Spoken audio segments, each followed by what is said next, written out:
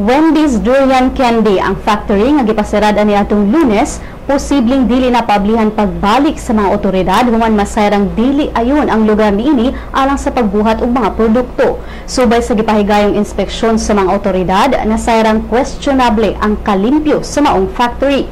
Ang mga empleyado sab sa factory walay health certificates o sa kakalapasan sa Revenue Code for Food Processing. Matod ni Business Bureau Head Lawrence Bantiding nga ang permit to operate mahimong dili ihatag sa usa ka manufacturer o operator sa usa ka patigayon kung wala kini magsunod sa zoning, health ug safety requirements sa syudad sa Davao. Niadtong Lunes, mga opisyal sa Task Force Durian Candy ni-serve sa closure order ngadto sa Wendy's Durian Candy. Sa laing bahin, gibuti ang kagahapon ni City Councilor Josel Villafuerte nga nagplano ang city government nga mopadala og mga sanitary inspectors ngadto sa Surigao del Sur aron susihon ang gingong repacking area nga nakalapas sa hygienic ug safety standards.